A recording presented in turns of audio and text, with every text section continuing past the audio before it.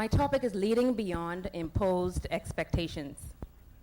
And part one of that topic is expect the unexpected. So when Chao and I were talking about the conference and we were like, tell your story. How do you even begin to tell your story in half an hour or one session or even a day? So I had to think about, where I wanted to come from, especially when you have different layers and phases of stories like each and every one of us in here.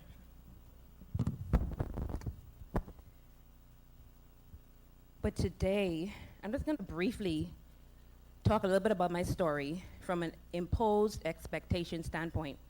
And our objectives are going to be to define the important terms like expectations and imposed, begin to tell my story, and I say begin because that's all I'm going to be able to do today is begin to tell you a little bit about myself. Discuss some facts about expectations, briefly discuss 3 effects of imposed expectations, and then I'm going to leave you hanging till part 2 tomorrow. So I found a very good quote that meant a lot to this particular presentation. So entrapped are we in our self-expectations and self-imposed limitations that we fail to see that we have always had the keys to our own prisons. We're just scared senseless to use them. Now, I put senseless. It had a different word. And I'm going to read that again. So entrapped are we in our self-expectations and self-imposed limitations that we fail to see what we have always had the keys to our own prisons. We're just scared senseless to use them. And, when I think about different areas of my life and as far as expectations are concerned, whether I liked it or not, I was already given a label, being Myles Monroe daughter, as a PK, a preacher's kid. And so the expectations were endless. They were over and abundant. Some were verbalized, some were not. Some were imposed by my parents, some were imposed by myself. Nonetheless, they were there. And so very quickly, I learned that, okay, so if I'm not careful, I'm going to be imprisoned by everyone else's expectations. And if I'm not careful, even my own expectations of myself. So when we look at the definition of expectation, there are a few definitions out there. Merriam-Webster defines it as a state of looking forward to or waiting for something. The Cambridge Dictionary defines it as the feeling of expecting something to happen. And other sources call it a strong belief that something will happen to be the case in the future, assumptions. As I was even reading and looking up and researching expectations, some call it prophecies that people have, whether they speak it over your life or they have an assumption of themselves, of you in their mind. And they expect you to live up to them, or they expect you to live by them. And some have the audacity to verbalize those expectations, verbalize those assumptions of you. And so, Chao and I, growing up as kids in preschool and elementary school, we were always expected to do good in school. We were expected to get good grades. And that started from within the home. It wasn't just from my friends, from our teachers, our parents. They put great and high expectations on us to do well in school, and there were incentives, which caused us to put in expectations of ourselves, impose those same expectations on ourselves. So he and I strive to be first, second, third, fourth, fifth in the class every year. We got C's and D's or any B's. It upset us because that there were these expectations that we were trying to meet. But sometimes when expectations are imposed, that's a totally different ballgame. Because when we look at how they define impose, it means to affect someone by using your authority, to establish or create in a forceful way or manner, to force someone to accept your belief. So imagine you being under someone's thumb and they're pressing on you and they're telling you, this is what you're going to be because this is what I see you as a PK, or this is what you're going to do, or this is what you're supposed to say. This is how you're supposed to act. And they're imposing their thoughts of you on you because of what? Because of your name, because of your position, and mind you, your name ain't really so much, my name wasn't really so much my name until I grew up.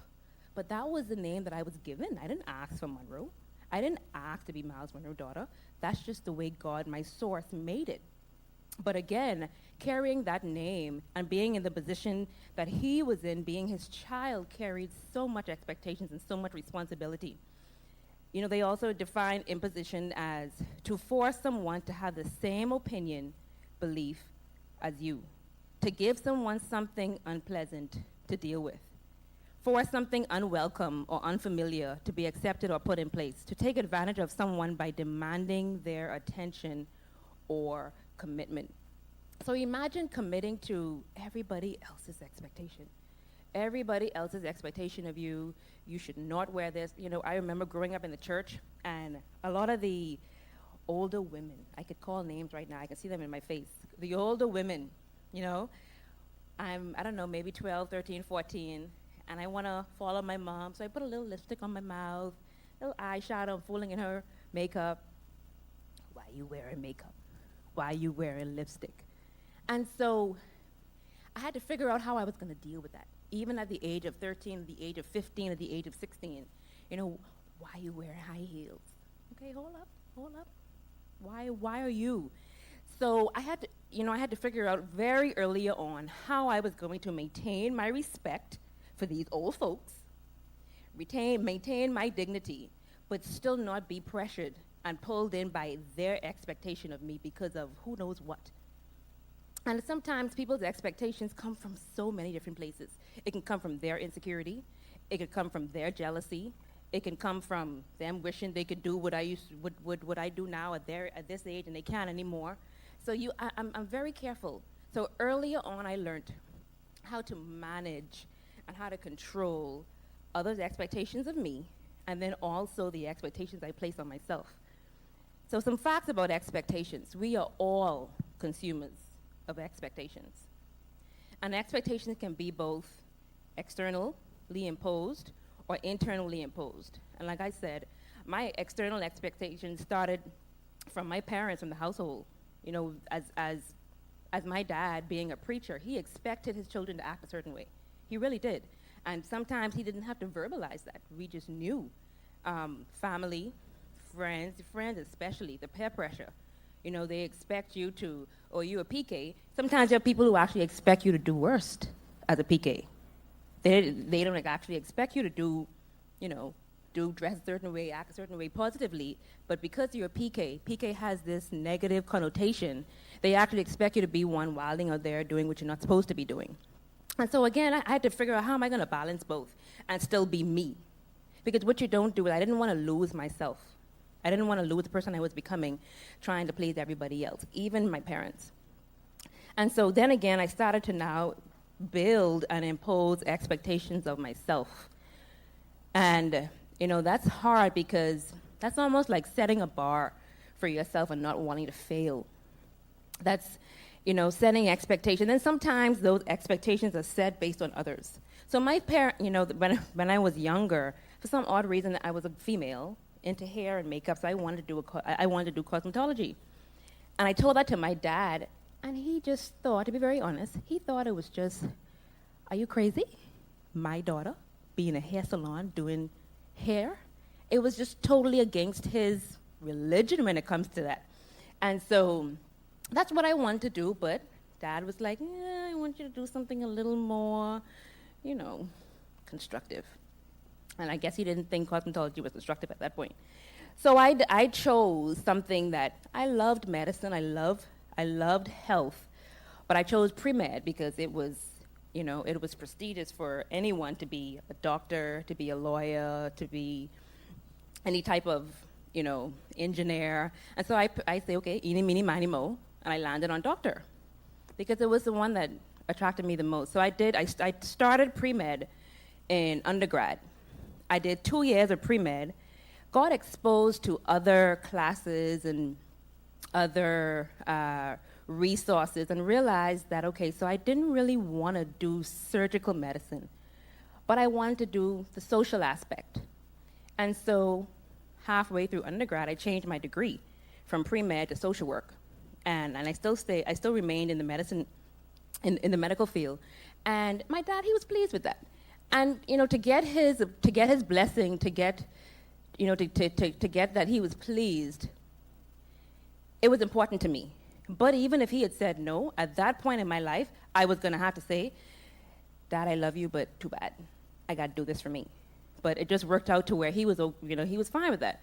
And it just goes to show, though, that, from a certain point in my life where it really, really mattered what people's expectations were of me and pleasing them, and how I was saying, okay, let me go ahead and do doctor. You want me to be big and high and mighty, let me do that. I mean, it really wasn't what I wanted to do. So eventually I said, I don't want to do this. I don't want to be this type of doctor, this type of medical field worker. So what is it that really interests me? What was my passion? And social work was. So I made that change. Depending on the individual, the external and the internal imposed expectations are going to carry a different weight. By that I mean, for some, the expectations of others are going to really determine who they are, and what they do, and what they become, more than if it was a self-imposed expectation. For me, I had to learn to manage both, because they're both there, and to this present day, they are still there. You guys have no idea how nervous I am talking, because I know you all already have expectations of what it is you expect me to say, how you expect me to look, what you expect me to do. And now I got to figure out, okay, so am I going to meet all those expectations, or am I just going to be me and do me? And so that becomes most important at number one. And expectations can present both negative and positive effects. I don't think we give expectations enough credit. But whether we like it or not, they really do mold and tend to shape how we act and some of the decisions that we make throughout the day and just throughout our lives. And so for me, it was just knowing that, being aware, and managing that. So earlier on, I learned that I can either allow expectations to make me or break me. I can allow expectations to build me up or tear me down. And I can allow expectations to irritate me so much that I do better or I give up. And I say this, irritate, because really and truly, it really is annoying when, people saying things, okay, so everything just happened recently, 2014. Parents died, and to be very honest with you, I did not know that I would have been able to handle that the way that I did. I actually expected me to just break and fall apart. But I exceeded my own expectations, number one. Number two, everybody else, to this very day, still expect my brother and I to be walking around like zombies. Kind of under a rock, looking disheveled. You lost your parents, you were very close. It's like, how are you so strong? And so, it's kind of irritating and annoying because they had the guts to say that. Some say it to me. We really didn't expect you guys to be doing what you're doing. And so even that is a motivator. It motivates me to exceed their expectations and then just kick it in the butt from the get-go. And, why have such expectation? Why just... And it's so hard to say don't expect anything. But sometimes not expecting to me is just so much better, because then you're just surprised. And so when I say irritated and annoying, it's sometimes expectations can be very annoying, but you can use that to make you better or just give up. So I'm a gym rat. I know sometimes I don't look it, because I may have fell off. Hey, but nonetheless, I promise you, I'm in the gym all the time. See, you already have expectations of what I should look like if I say I'm a gym rat. So I had to beat that, and I had to manage that. I had to say, it doesn't really matter what you think I should look like. Nonetheless, I'm in the gym for all kinds of reasons. And so, but in the gym, I learned certain things when it comes to lifting weights and working out daily and the need to take a break. And when you look at the gym world to the real world, anything that's weighty tears you down, but it builds you up. One thing I learned in school, doing sports and my coaches, when you lift weights, and some of you may not know, but when you lift weights, it actually tears your muscle. And then the next process is the repairing. That repairing process is what actually allows it to grow. and become stronger. So that tearing and repairing is actually important and vital for building muscle. Anything heavy breaks down, then repair. That's why, and I say this because it makes no sense me lifting weights if that's a 15-pound dumbbell. So a 15-pound dumbbell with me at this stage is very light. So eventually my muscle has already built to that particular weight. If the weight isn't heavy enough, it's not going to tear. That muscle isn't going to tear, therefore it's not going to repair. Anything annoying causes you to either get rid of it or do something about it. So for me, one of my, not insecurities, but one of my annoyances is extra body fat. So again, I'm in the gym. Why? I'm doing something about it. So, and it annoys me, the extra arm, the extra love handle. So I figure out, you know what, let me do something about it to get rid of it. Anything that's a burden makes you aware, disciplined, and responsible. Going to the gym on a daily basis is burdening. But I find it exciting because there is an end that I can see, and I kind of know I know what's going to happen. And that extra weight that's maybe too heavy on any given day, or that burden, or the annoyance of that pain that I feel after lifting 200 pounds on legs the day before, that's a pleasure pain. Because yes, I'm hurt, I'm feeling it now, but in a couple of months, I'm going to look sexy. So when we talk about, I want to talk about 3 effects of imposed expectations. Expectations can convey pressure. And I want to go back to this slide when we talk about pressure because, you know, pressure is anything you could think about that's heavy, anything that's weighty, anything that's hot, too hot, extreme cold. And expectations can actually cause pressure. And when you think about pressure, you automatically think of something negative. But actually, just like burdens, just like weight, just like anything heavy, you apply pressure to anything, and you're going to get a result that you probably did not expect.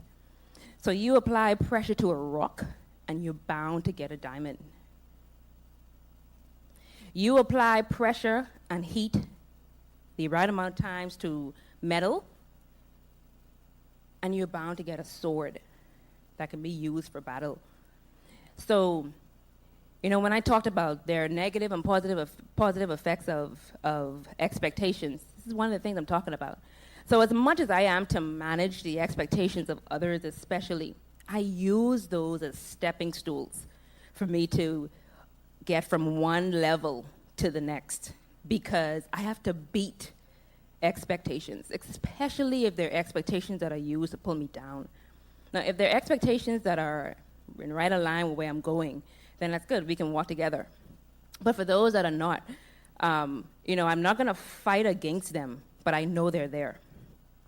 So when you think about, you know, expectations having pressure, that pressure doesn't have to always be bad. I actually, as I've gotten a lot older, I've used the pressure of expectations to make me stronger, take me from one level to the next, and to show myself first and everyone else that your expectations don't mean more than my purpose and my vision for my life. Another quote by Johann Wolfgang: "If I accept you as you are, it will make you worse. However, if I treat you as though you are what you are capable of becoming, I help you become that." And so again, if I accept you as you are, it'll make you worse. However, if I treat you as though you are what you are capable of being, I help you become that. Selah. I mean, that says enough in itself. You know, people, again, they have these expectations of you, and some of them are good. My parents knew that I was so much more capable of doing and being what I was right now at that particular point.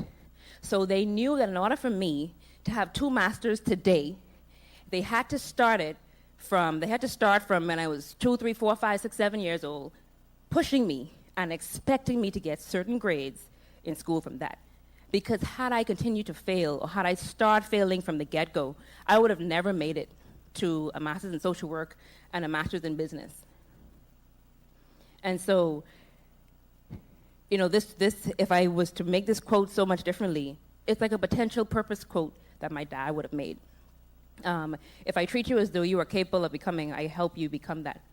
And so I use people's expectations as the positive ones especially, as them really expecting me to do well and to do great, and for me to meet that and beat that. Another effect of imposed expectations are they can cause you to miss focus. Now, this is one of the negative effects of expectations, and it's only because, again, for me, expectations, whether they were internally or externally imposed, the most important thing was me managing them. And I had to know what was for me and what wasn't, what was good, what was bad, what was going to kill me, what was going to make me stronger. Because I would run myself ragged trying to meet everyone's expectations, that I would forget really and truly where I'm supposed to be going and the journey that I was on. And so, focusing and trying to please everyone can actually misguide you. You're so busy trying to meet the expectations imposed by yourself and others that when you realize you are off course, it's too late. When expectations imposed by others are unrealistic, they can be misleading and cause you to be misfocused. So that's why for me, and I say management because unfortunately we cannot eradicate people's perceptions and expectations of us. However, we can know that they're there and we can manage them, which is the key. So I've been learning to manage expectations from we were younger to now. And the expectations as I get older are they're getting more intense. And that may just be because I'm maturing and I'm getting older. And so managing them is important. And I mentioned this earlier. Purpose and vision supersedes expectations. It keeps you focused and disciplined. So for me, before I concern myself with my own self-imposed expectations and the expectations of others, I always go back to the drawing board.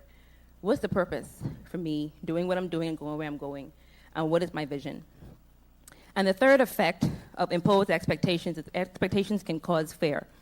Now, this can be looked at both negative and positive. But when we talk about fear, you're afraid of failing. And that means you're afraid of not meeting someone else's expectation. I had a great fear of my parents. I knew they expected me to act a certain way. I knew they expected me to get certain grades in school. I knew they had these expectations. And God knows the last thing I wanted to do was bring shame to them or shame to their name. So I tried my endeavor best to not do that by either two things. Not doing wrong, or if I did wrong, don't get caught, in all honesty. But, you become afraid of failing. You become afraid of not meeting expectations and the expectations of others, but there's nothing worse than failing to yourself.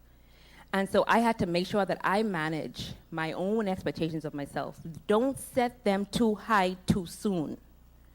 Still set them high, but know when I'm really ready to try and reach that. Because if I fail, I don't want that failure to be a setback.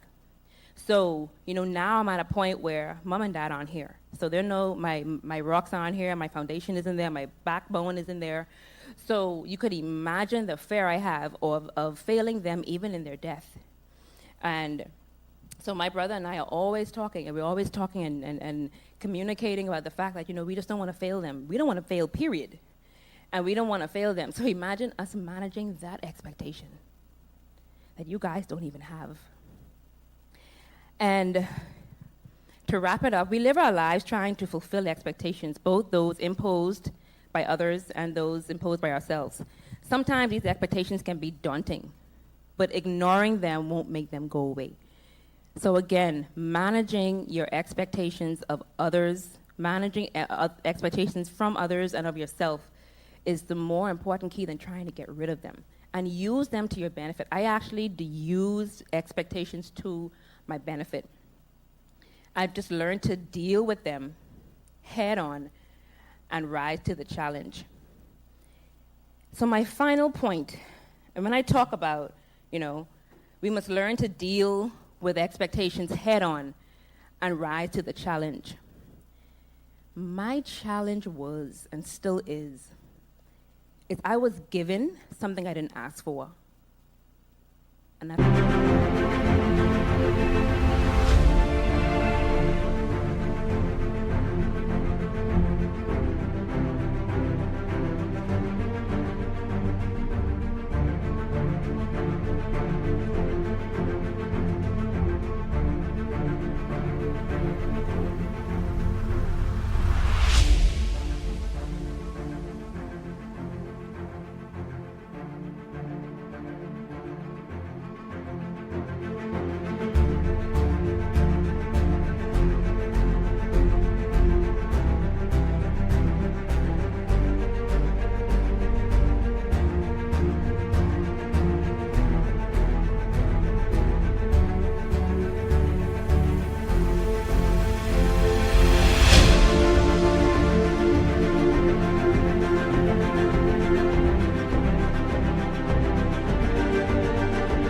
my name and a title. The name Munroe, the title PK, Myles Monroe daughter, that carries weight. I didn't ask for that weight. That was one weight I didn't go to the gym and pick up. I said, I'm gonna use this. But that's my challenge. My other challenge is I was given something I didn't necessarily want. And that was the baton that I had to accept and receive November 10th, 2014. And then I had to accept the unexpected. And that was the sudden death of my parents. So now, I just expect the unexpected.